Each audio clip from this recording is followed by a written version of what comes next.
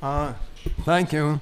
I just want to say one thing about the book that might not have come out, and that is while I wrote it, it's really a collaborative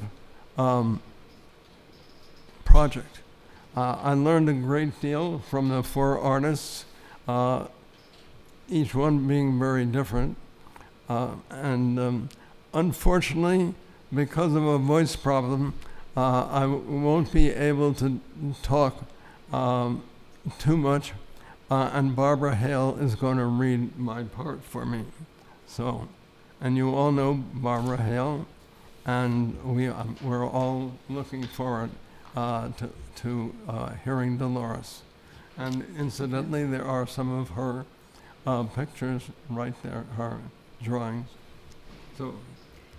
All right, I guess I'm going to be the second speaker and you're the third. Is that how we do it? That's good.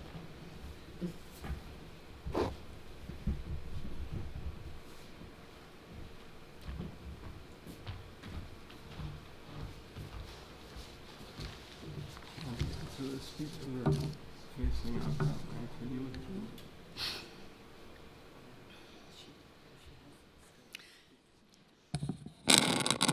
It's been a great pleasure working with Richard on this project, and he was generous enough to allow me to write a little foreword for the book.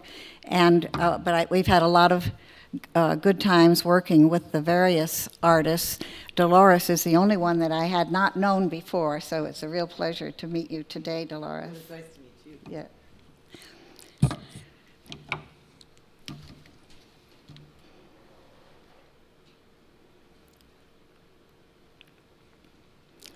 And these are Richard's words.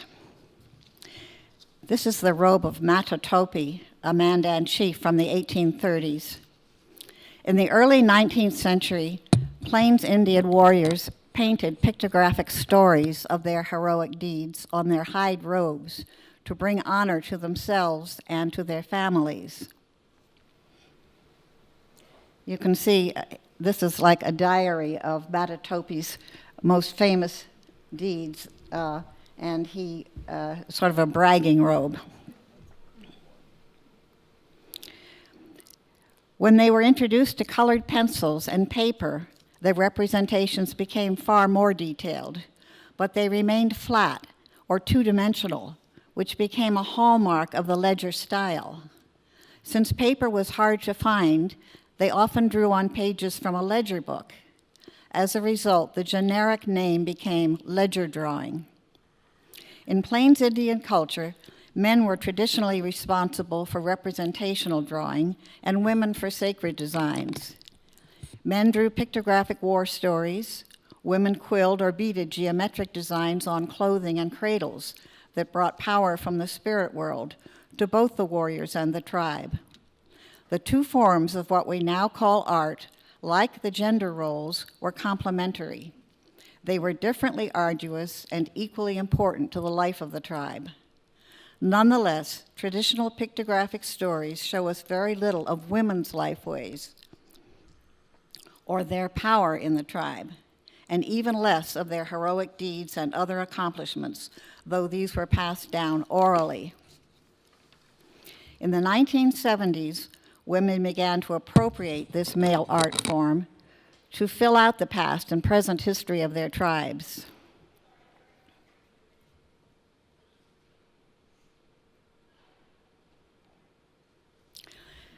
Kiowa artist Sharon Aton Harjo does not draw on ledgers. However, she paints in ledger style. In her early painting called Return Them Safely to Home, she employs the conventions of early Plains Indian ledger art with its outlined figures, flat, and the X-ray technique, which enables us to see through the foremost figures to those behind them. This painting focuses on the return of the trophy lance celebrated in the Kiowa Gourd Dance, a traditional ceremony performed by the Gourd Society in midsummer.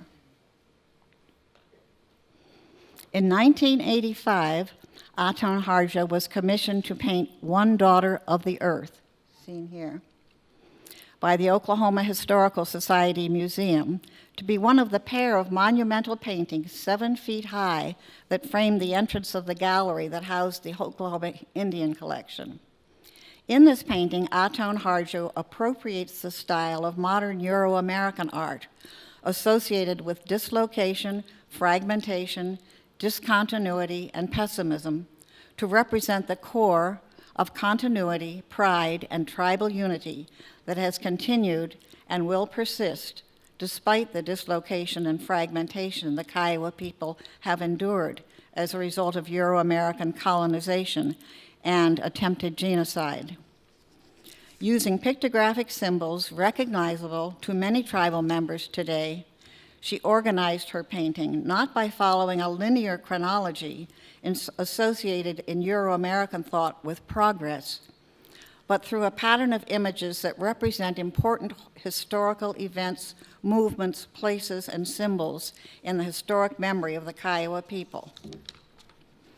One Daughter of the Earth is centered on and organized by the long, difficult Kiowa migration route, where over time they learned to become Plains Indians with all of their rituals. They began in the Yellowstone River Valley in Montana, represented by an encircled cross.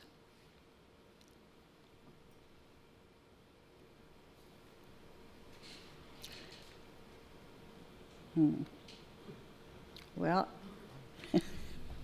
maybe you can see it anyway. There it is. Continued across Colorado and Kansas into Texas, represented by triangular shapes. And then back to Oklahoma Territory, also represented by an encircled cross. Attached to the migration route on the left is a montage of overlapping Kiowa, Oklahoma, and American flags, which are differently important to Kiowa culture. While the migration route provides a structural center to One Daughter of the Earth, the artist's eponymous daughter, Tani, provides a midpoint in its narrative, which consists of references to the generations of Aton family, their place in Kiowa history, and their perpetuation into the future. The Kiowa shield in the left-hand corner is painted with traditionally divided color space, red and blue. The 4 horses symbolize both the Kiowa identity as a powerful horse culture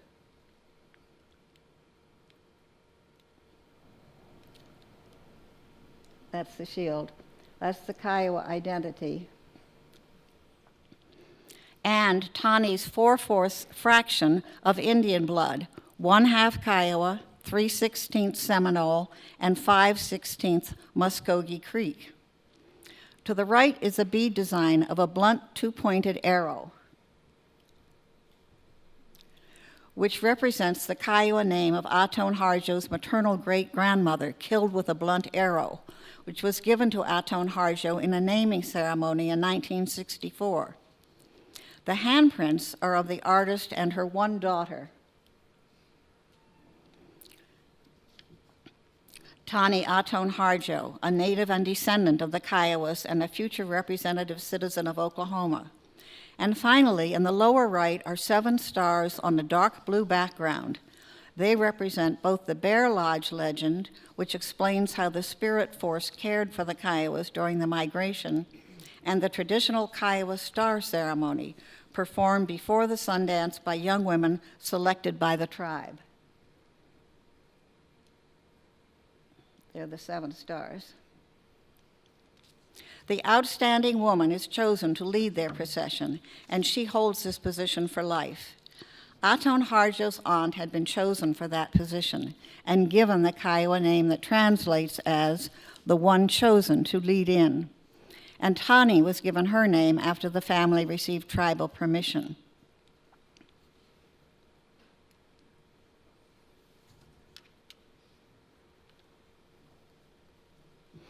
Linda Hocus, Sishayo Lakota, began to draw in the 1970s. By the early 1990s, she began to draw pictographic imagery.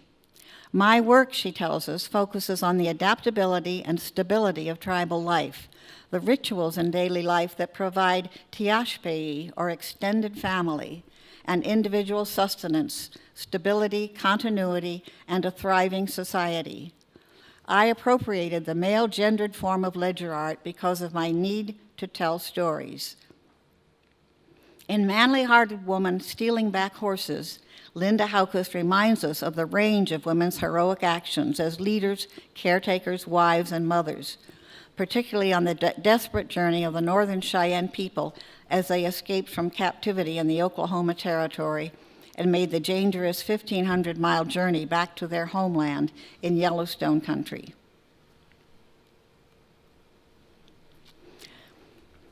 It also reminds us of warrior women like Buffalo Calf Road, the warrior woman who fought against the soldiers of both Generals Crook and General Custer, and yellow-haired woman who fought in the Battle of Beecher Island. Stealing horses from an enemy is one of the highest forms of coup a Plains Indian warrior can achieve. In this drawing, Hocus conveys the warrior's power, skill, agility, and control as she gallops away from the enemy camp, leaning low on her horse to gain speed and reduce her vulnerability while maintaining control of the recaptured horses. The speed is suggested by her braid and long dentalium earring flying horizontally in the wind. You can see her braid, and that's her long dentalium earring, and this is her quirt to whip the horse. And it's accentuated by the outstretched horse quirt. Hocus remains true to traditional pictographic style while demonstrating her own power and control with her flat, simply outlined bodies and her use of traditional X-ray technique to reveal the other horses, and allows, indeed directs us to read the 1894 ledger, which is a page from the material history of Western expansion through the women warriors' heroic presence.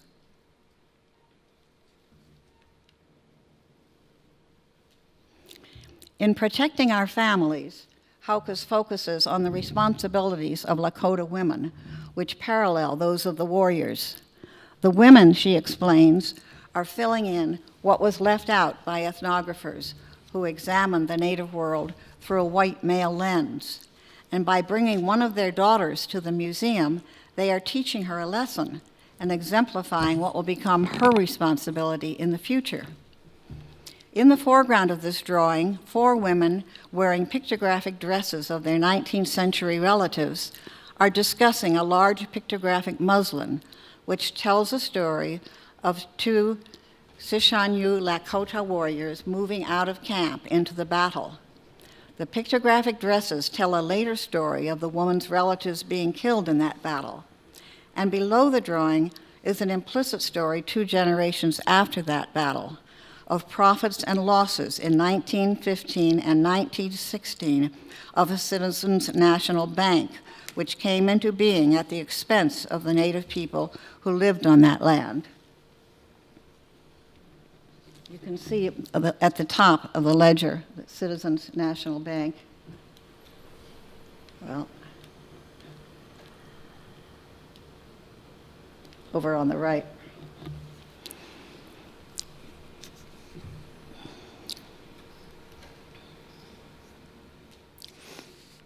According to Hocus, 19th century Sishanyu Lakota viewers of the muslin would have understood that the men were going to battle to protect the camp and their families from harm.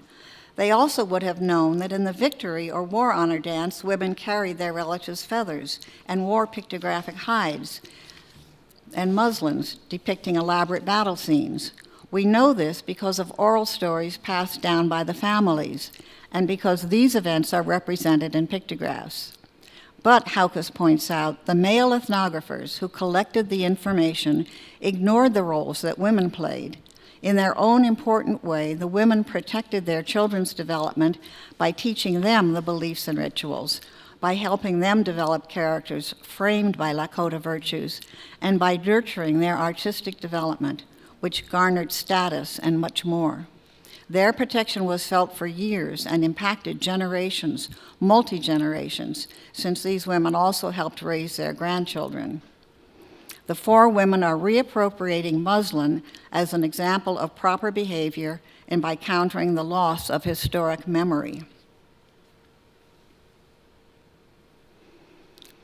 Besides being a well-known artist, Colleen Cutchell Oglala Lakota was professor, coordinator, and chair of visual Aboriginal arts at Brandon University in Manitoba.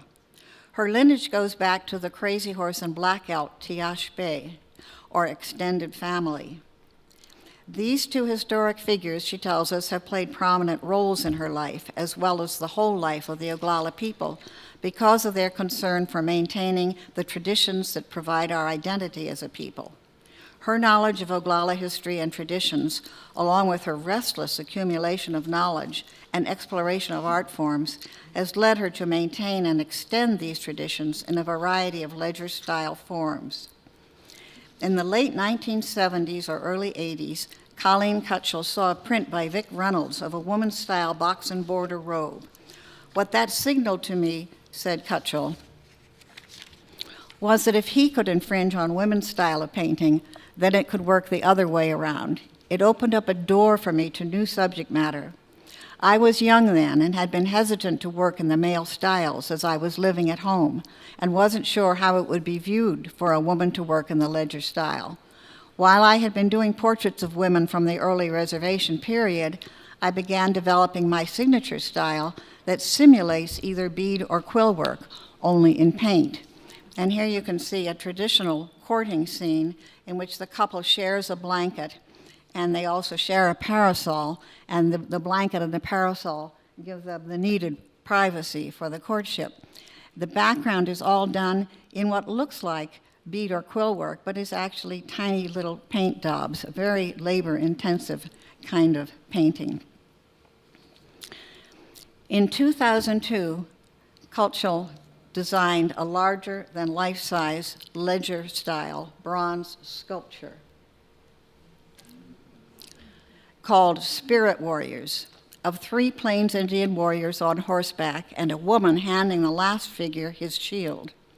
Her ledger-style sculpture added new dimensions to the 2-dimensional form of ledger art, for it was installed on the very ground and under the very sky that formed the physical and spiritual world of her ancestors, as well as those of the Cheyenne, Arapaho, Crow, and Arikara warriors who had fought in the Battle of the Little Bighorn.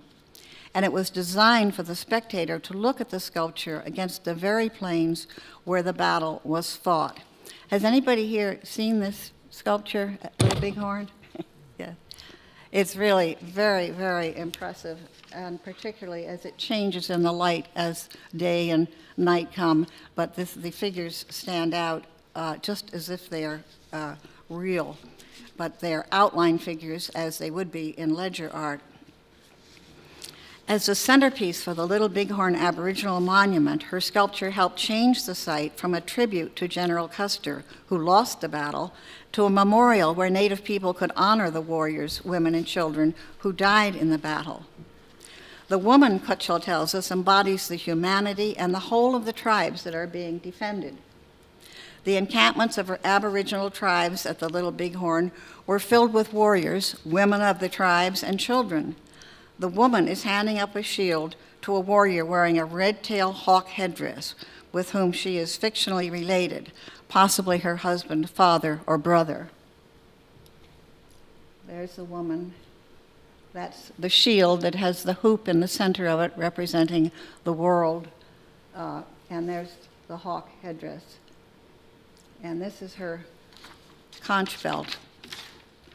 She is a reminder that even the bravest warrior came into this world through a woman.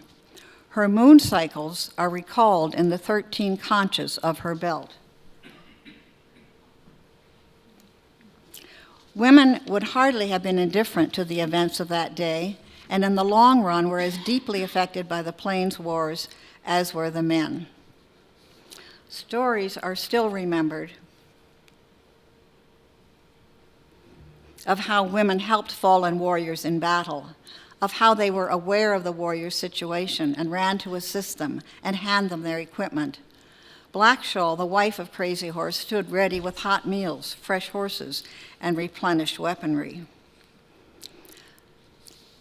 Some members of the National Park Service Commission, which in 1996 had held the design competition for this native monument on the Little Bighorn battlefield site, along with many of her own people, were unaware of the historic roles women played on the battlefield as helpers, vocal supporters, and warriors. And Colleen had to fight to get this woman included in the sculpture. Nor would they accept the historic changes that inspired women to create representational art. Indeed, Cutchell's own people, the Oglala Lakota, boycotted the opening of the exhibit. Fortunately, at the commemoration in 2002, Cutchell was exonerated. Lori Piestua of the Hopi Nation had recently become the first woman killed in Iraq, and her family came to attend. In the last 130 years, women's roles have certainly evolved, and while Spirit Warriors commemorates a historic event, it still has to stand for all time. Finally, in the winter solstice in 2003, the holy men of her tribe attached large tobacco ties to the memorial, and offerings of people mounted up until they fully covered the sculpture. And Cutchell felt that all the trials I had gone through and all the politics seemed worth it. And indeed it was, for she helped revision the thick history of a battlefield that for more than 100 years had been what she called a bragging right of an incompetent general. And she helped restore the land where the warriors who had lived and fought there could be commemorated. Such is the power of women's ledger art. And now I'd like to introduce Dolores Purdy Corcoran, the fourth artist in this book, and she'll tell you about the inspiration for her art. Thank you.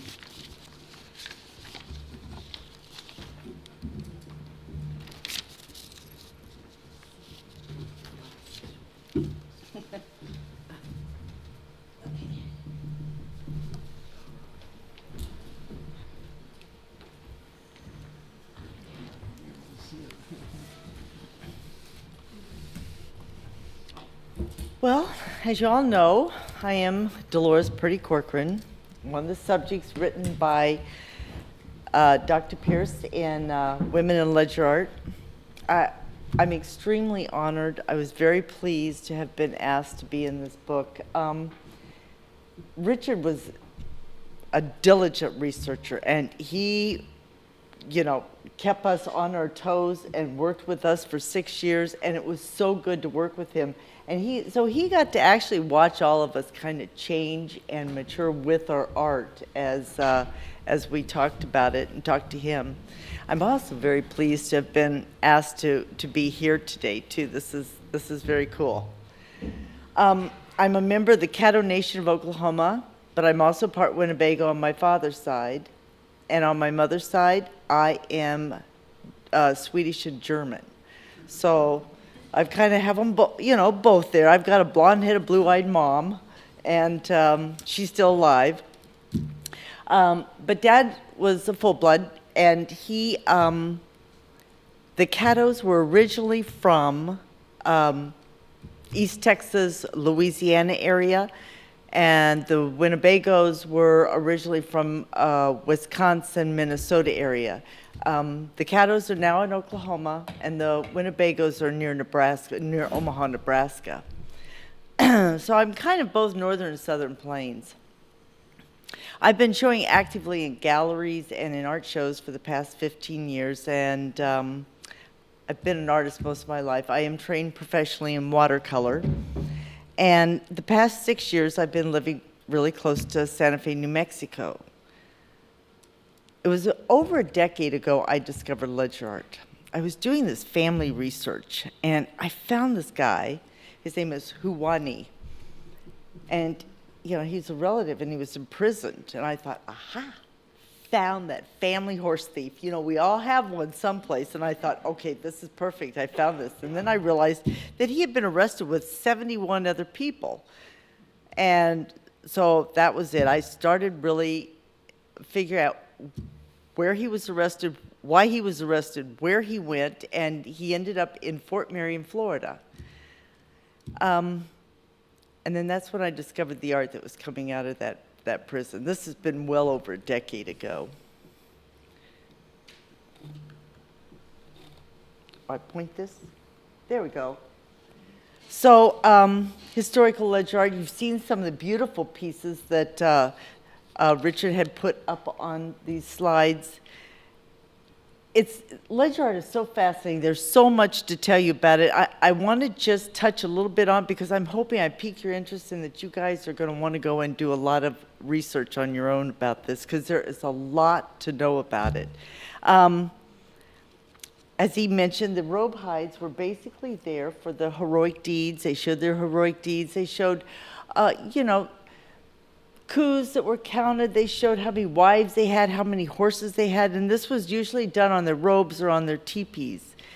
Well, as soon as there was introduction paper, like he mentioned, and the colored pencil, more detailed images came out. Paper quickly became a very coveted commodity, paper and the pencils. And ledger art became a very significant art movement. Not just beading or quill work, but the ledger art itself became very important among the native people. Upon first glance, when one first looks at this, it looks kind of folk arty, very simplistic, but in reality, it can be a very sophisticated. This one, for example, with just this limited palette, this fellow managed to draw an entire scene that was taking place in camp. He's got a woman cooking, we've got people sleeping, we've got a dance going on, and he was able to do this because he was telling an entire story. That's what we have to remember ledger art is. Ledger art is a pictographic tool for communication. It documents tribal and personal history. It's not a written language per se, but it is a pictorial language. So to better understand ledger art from the Southern Plains perspective, I'm going to just do a brief synopsis of the history. About mid-1800s, there was a very campaign that was earnestly started by the government to open up territories for the white settlers to come in and settle. So what they did is they took the state of Oklahoma, which prior to being called Oklahoma was called Indian Territory, and they moved the tribes in there. There were 39 tribes they moved in there. Well, the way they got these Indians to go in there is they promised them that they would have this land, and if they stayed on this land, they would be safe. They would not be hassled by the government. They wouldn't be hassled by the army.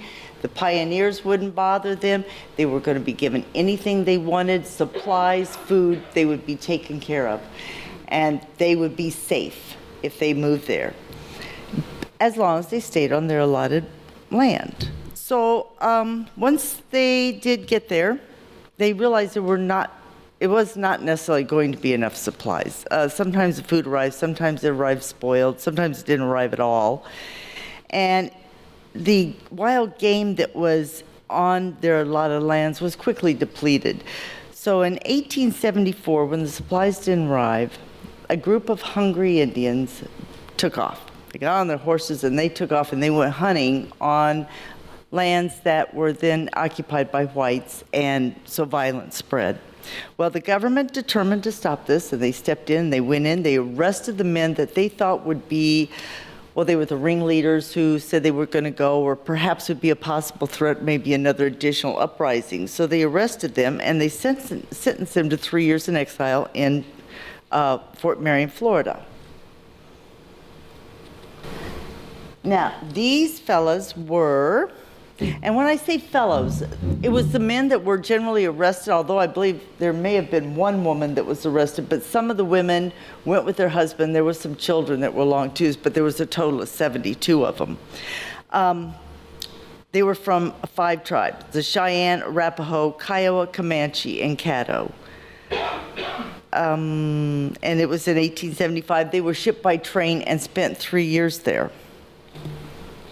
Well, when they got there, Captain Pratt had their hair cut, gave them uniforms. He instructed they be taught how to count, how to read and speak English, and how to think and act like white men, which in Captain Pratt's defense, he honestly really was caring about these native guys. He really wanted to see them succeed. He knew that for them to be able to survive, they were going to need to have some tools on how to deal with white civilization.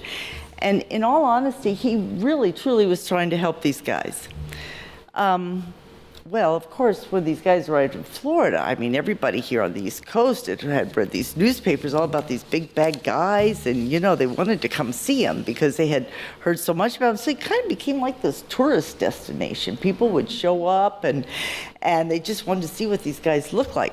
Well, of course, with every time you go on vacation, you want a souvenir. So Captain Pratt would make sure they had books, paper, things to draw on so they could sell this to the tourists or keep it for themselves, you know, whichever was good for them. And of course, so the first things they did start drawing upon this paper were scenes that they were drawing back pre-reservation life, back when they were at home, which usually were depicting scenes of warfare. As Richard mentioned, women were important in warfare. For example, this fella here, his name is Whitehorse.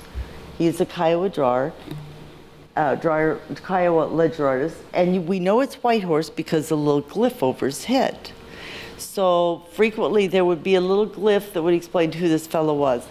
He has with him his wife, who is leading his war pony, and his spotted war pony, and she's carrying the armaments for war.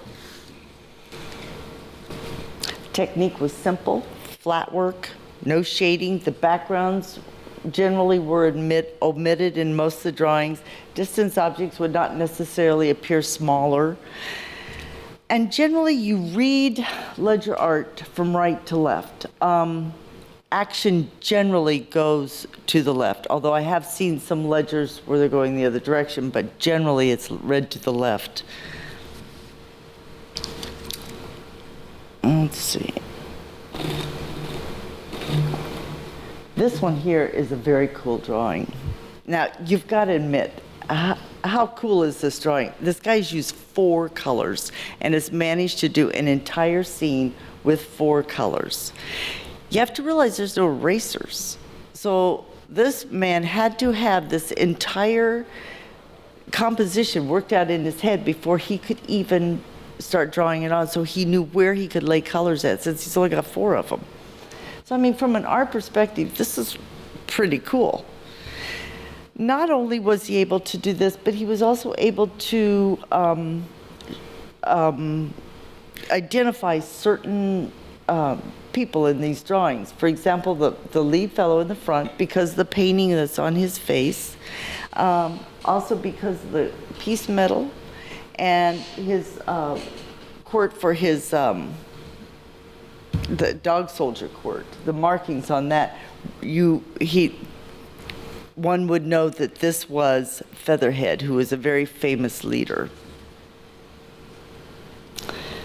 So after 3 years in Fort Marion, these young men were released and women were released, and Captain Pratt had started Carlisle Indian School in Carlisle, Pennsylvania, and he encouraged a lot of these men to go along with him and to continue their education. Some did go, some went back to the reservation. I had several relatives who went to Carlisle, but not in 1875, or 1878. They were about the turn of century, 1900. I did have some that went to Chilocco and Riverside in Anadarko.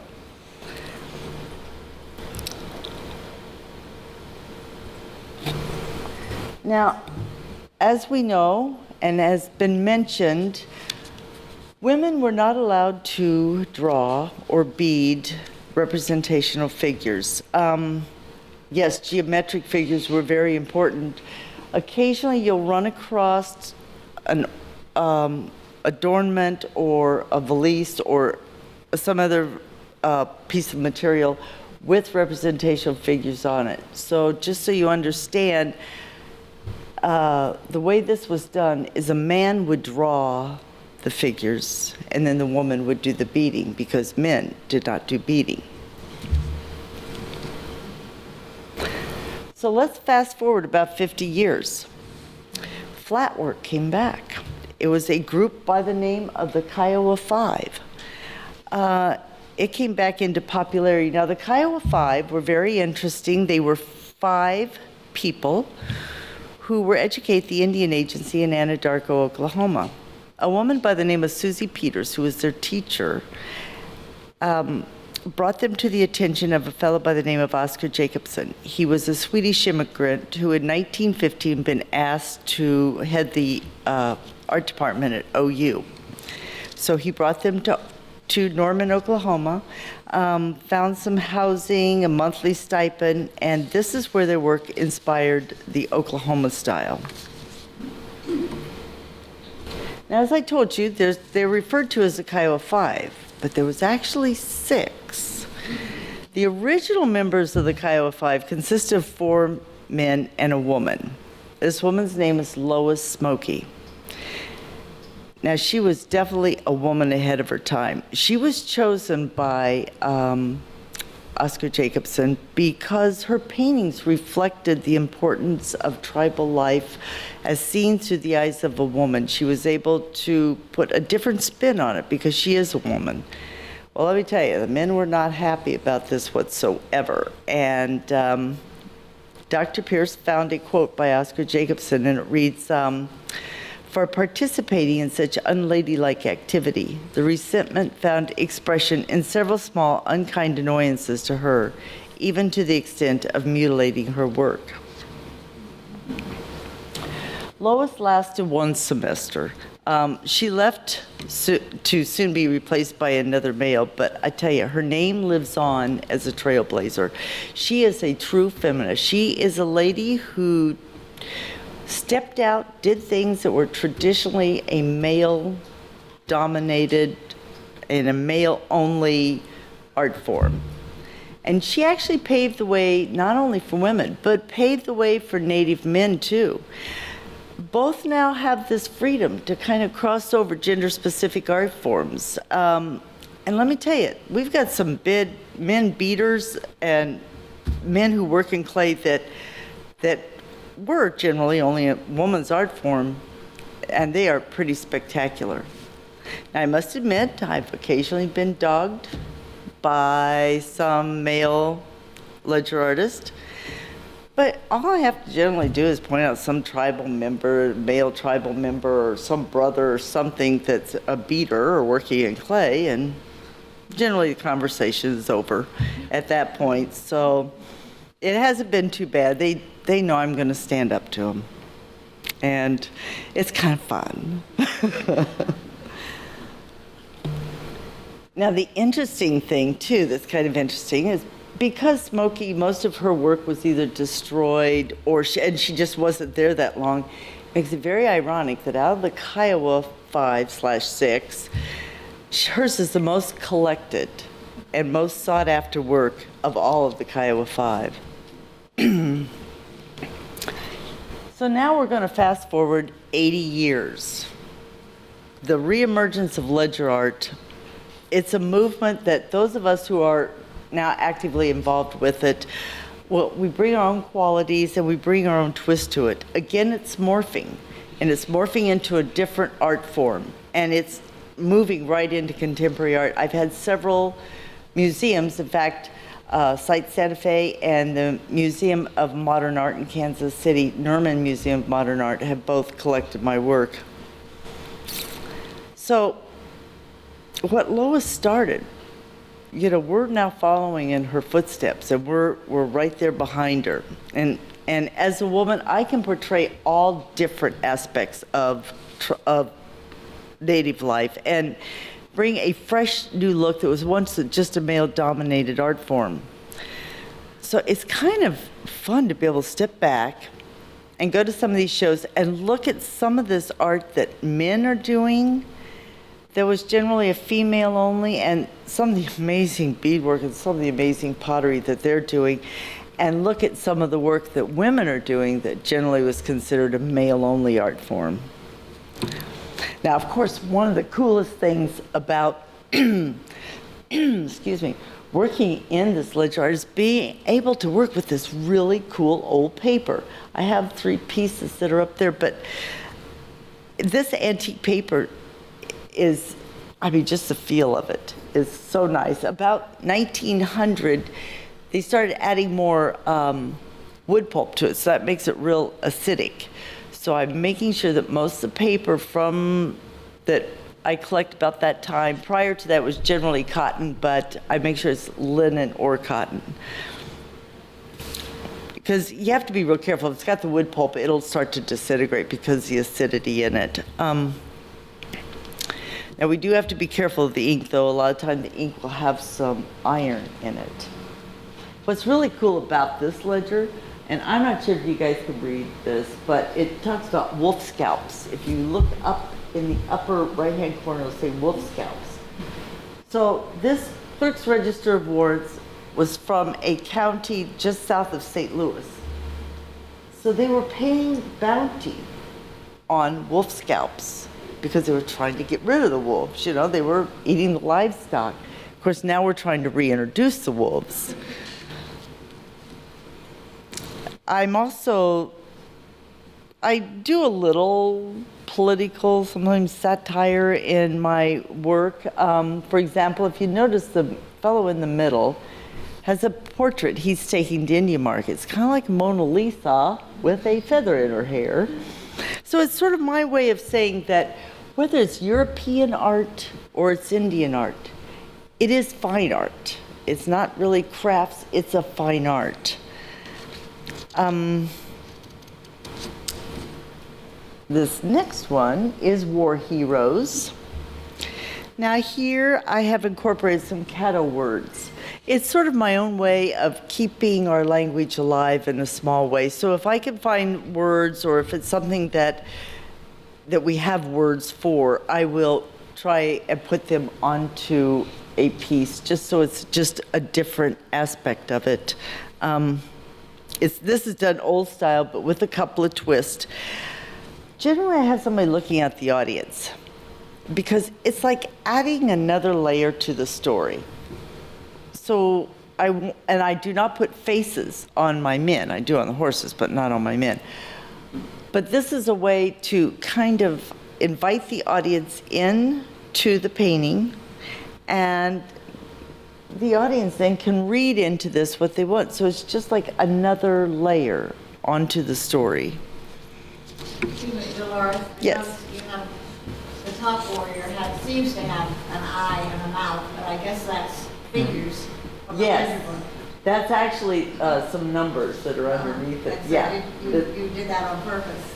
Well, no, actually that was accidental.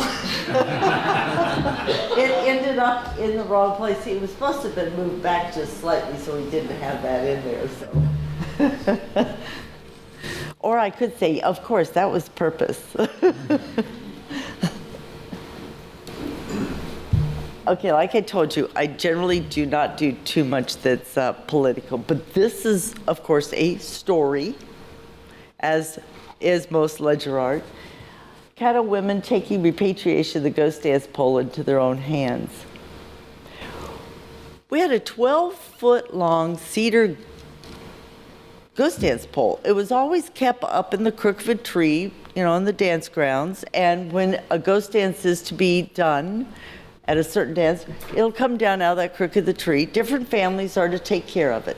Well, in the 1930s, the ghost dance disappeared, or the pole, excuse me, disappeared. And it was in the late 90s, there were 5 Caddo women who really started looking for this, and they found it. Oops, got to change a piece of paper. I started talking about turning this. And they found it in 2002. And it was at the Sam Noble Museum at University of Oklahoma in Norman. I've also put 3 men that are chasing these women with the ghost dance pole. The reason the ghost dance pole is green and black is that was the color of it. It was green But the black part actually was just where it had weathered and turned black from sitting up in the crook of the tree. So I've got grave robber, artifact thief, and the pot hunter. And this is sort of a political statement because the Caddo people, the Big Bend area, the Red River in East Texas, that separate Texas from Louisiana, there's a lot of old graves that are there, and the graves have been looted, for the treasures found within. So there's a lot of old pottery and things like that they have dug up and taken the pottery and selling it. Peter Max. I don't know if you're all familiar with him. He was from the 1960s, did that great psychedelic art. Lots of color would make things really pop out there.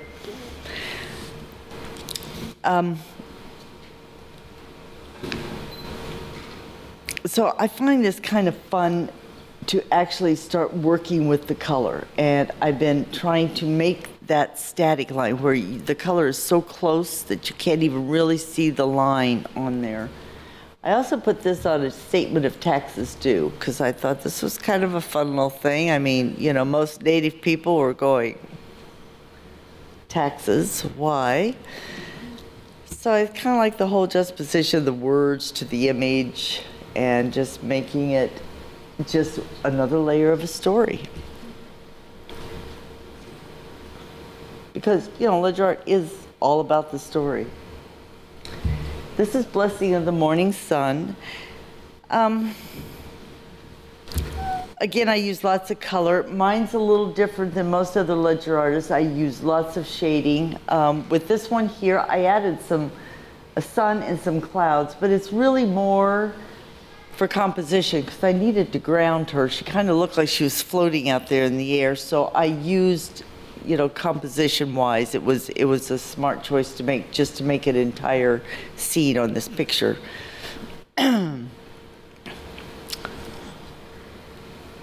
Now this is an acrylic on canvas. Occasionally when I get stuck, I have to change. I have to change up a bit and make something a little different. So I started using, so occasionally I'll pull out a canvas piece and I'll start working in acrylics. And it kind of helps clear the mind and get you getting back to where you need to be with the old paper.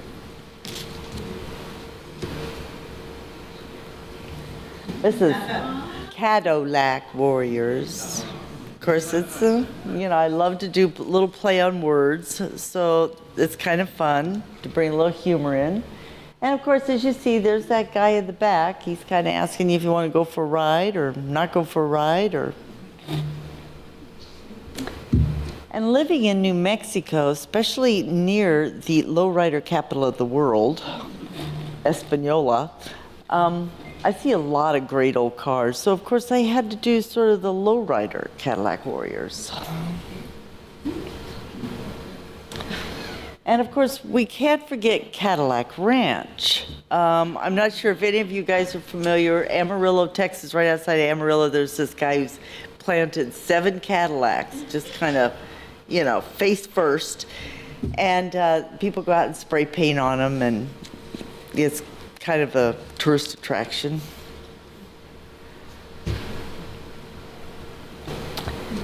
The road to India Market is filled with potholes. It's a story talking about just doing the art, getting to India Market.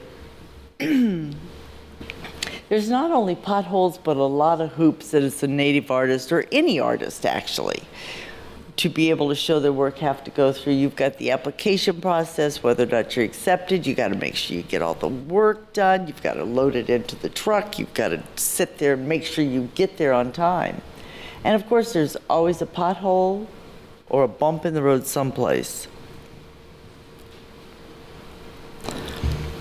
Got some powwow babes here. Now, as a trained watercolorist, I learned a lot about glazing color. So I was working a lot with putting a color down, erasing it so that there's just a little bleed into the paper. We'll put another color down, erase that so there's another bleed. But making sure I'm working the colors correctly so that it's not doesn't turn into mud. So this one I was happy it didn't turn into mud. Now, again, lots of color, but the main person you're supposed to be checking out is that horse peeking around this one teepee here, because he's very concerned with the little skunk family on their little walkabout. So this is titled, "Oh No." Sensuals. I have four lovely women. One kind of looks like Pepe Le Pew.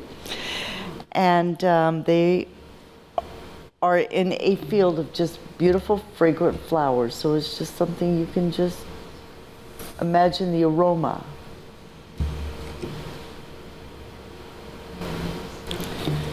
And as Richard said, newlyweds, this is, again, one blanket, which is a way of privacy and also just to be able to talk, and then other people know that this woman's been taken. This is his girlfriend. And I put newlyweds, the Indian word, the Caddo word, up above there.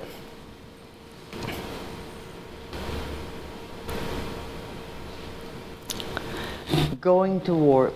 The thing of it is when you can't really use anything for a distance, you know, your distance objects are the same size as their close-up objects. If you want to do ledger art the way ledger art is supposed to be done, you have to make sure your composition is strong and it can be read throughout, and it makes you want to look at the entire drawing.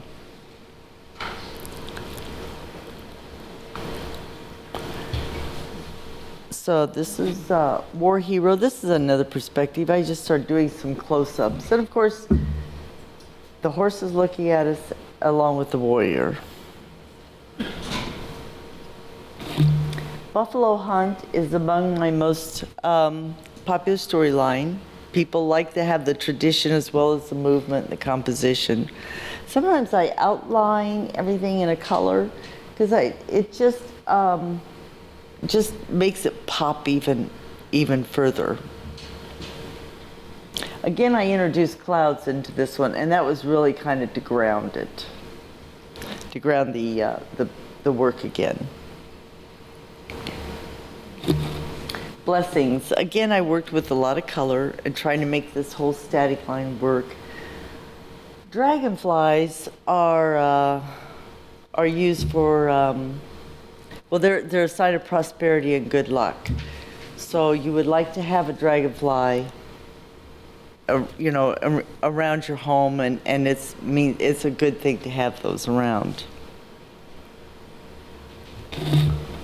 Sometimes I do a triptych in this work. I've also added a bit of silver leaf to the dragonfly that's up there.